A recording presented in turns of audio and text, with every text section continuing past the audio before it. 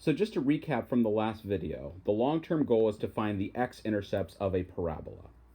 So we want to figure out how many solutions there are. 2, 1, or 0. And there are two methods of doing that. We did this last video, factor and zero product principle or quadratic formula. Okay, so then the next part says that we did this using factoring. So we did these three problems by factoring from the last video. And now we're going to answer them with the quadratic formula. Recall that the quadratic formula is this big monstrous formula that, even though it looks hard, it makes our lives so much easier. Because that b squared minus 4ac tells us, are there going to be two solutions, one solution, or no solutions? Once again, if it's positive, we get two solutions. If the b squared minus 4ac is positive, two solutions. If b squared minus 4ac is 0, one solution. If b squared minus 4ac is negative, that means that there's no real solutions.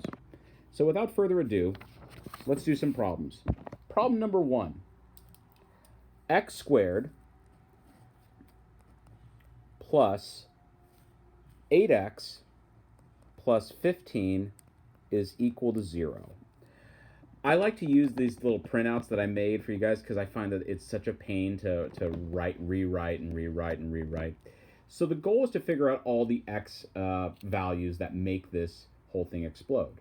So I'm just going to label out my a, b, and c. My a is 1, my b is 8, and my c is 15. So now, a is 1, b is 8, c is 15. According to the quadratic formula, if I have a quadratic in standard form, then I can find the solutions by doing negative b plus or minus the square root of b squared minus 4ac over 2a. Okay, so now let's plug it in. I'm going to use blanks for my b, my a, and my c. So negative b, that's going to be negative b, that's going to be an 8 inside, plus or minus the square root of b squared, yet again, that's an 8, minus 4 times a times c. So my a is 1, my c is 15. Okay, all that over 2 times a, which is 2 times 1. So now, let's do some algebra. Negative 8. Well, there's no double negative, so I'm going to make this just negative 8. Plus or minus the square root of 8 squared, which is 64.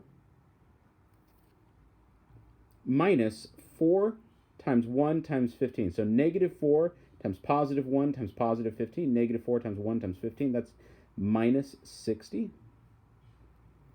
All that over 2 times 1, which is 2. So now I'm just going to go as I... Negative 8 plus or minus 64 minus 60 in the square root. That's going to be positive 4 over 2. So then I look at my quadratic formula. Specifically, now I've got that square root inside to be one singular value. Remember that it's positive 4. So if b squared minus 4ac is positive, that means that there's two real solutions. So if that, I'm going to make a little point right here and say, hey, b squared minus 4ac is positive,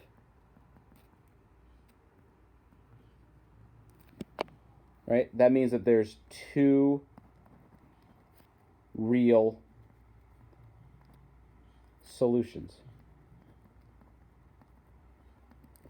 So now I'm just going to plug in as I go.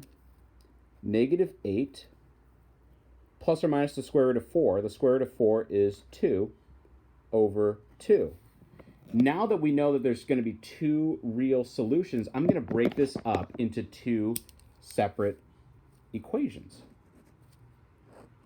So x1 is negative 8 plus 2 over 2.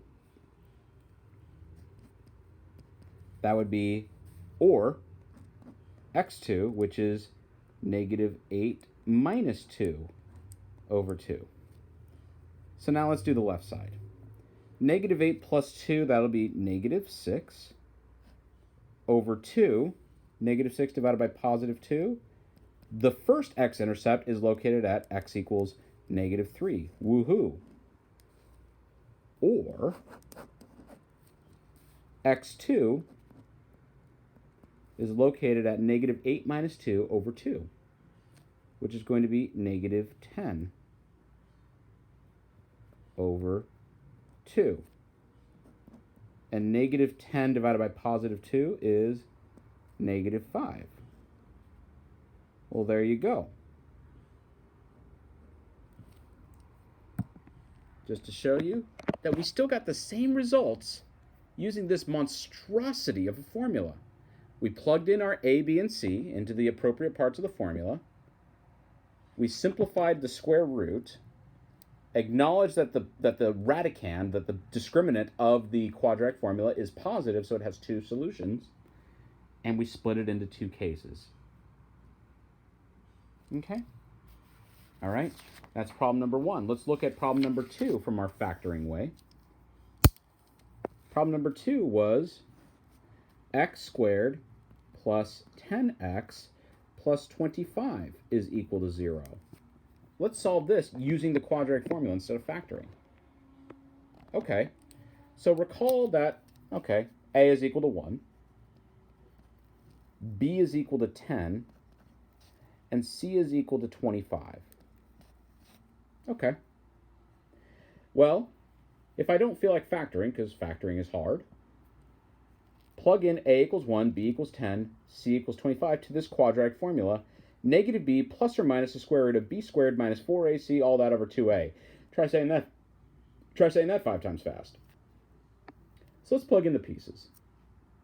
Negative b is 10. Plus or minus the square root of b squared, 10 again, minus 4 times a times c. A is 1, and c is 25. All that over 2 times 1. Okay, so now let's clean this up a little bit. Negative 10, well, that's just negative 10. Plus or minus 10 squared, well, that's 100. 10 squared is 100. Negative 4 times 1 times 25. So that's a negative right there. Negative times positive is a negative. 4 times 1 times 25 is 100. So this is 100 minus 100. All right, so now we've got negative, all that over 2 times 1, which is 2. Negative 10 plus or minus the square root of 100 minus 100. Well, the square root of 100 minus 100, that's the square root of 0 over 2 times 1, which is 2. I'm going to take a note at this b squared minus 4ac is equal to 0.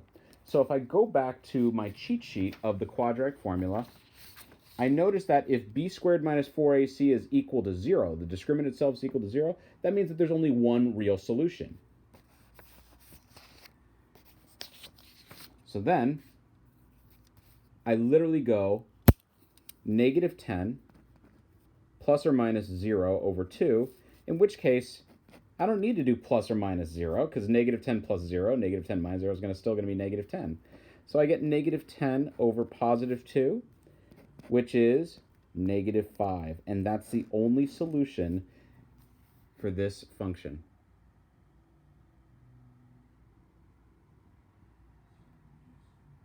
Now let's take a look at the third one that we did using factoring and explore what's the problem. So number 3 stated x squared plus 4x plus 10 is equal to 0. Notice that when we did this using factoring the last time, we said IDK. I don't know. I'm just using internet text message speak. I don't know. But luckily, I've got the end-all be-all quadratic formula. Well, a is equal to 1, yet again. B is equal to 4, yet again. C is equal to 10, yet again. So let's plug in all the pieces. Negative b plus or minus the square root of b squared minus 4ac, all that over 2a. Well, remember that b is equal to 4. B again, b squared, that's going to be 4 squared. Minus 4 times a times c. A is 1. C is 10. All that over 2 times 1. So now let's just clean this up. So we've got negative 4 plus or minus the square root of 4 squared, that'd be 16. Negative 4 times 1 times 10. Well, negative times positive, that's going to be negative. 4 times 1 is 4. 4 times 10 would be, that'd be 40. So 16 minus 40. All that over 2 times 1, which is 2. So now we've got negative 4 plus or minus the square root of 16 minus 40. Let me just put that 2 right there. And that'd be negative 24, if I'm not mistaken. So I'm going to stop right there and examine my quadratic formula cheat sheet. Where are you, cheat sheet? There you are, cheat sheet. Okay. Aha. So if b squared minus 4ac is negative, it's impossible to take a square root of a negative number, so we can conclude that there's no real x-intercepts. This is impossible to do. You just get a light really quick. There we go. Much better. Sorry about that. Sorry about that dimness. The sun went. I was trying to do natural sunlight. Just to clarify. There we go. So if the discriminant over here is negative, I'm going to make a little note to myself saying, hey, wait a minute. Hey, wait. B squared minus 4ac is negative. That means that the answer is there's no real solution. And please say real.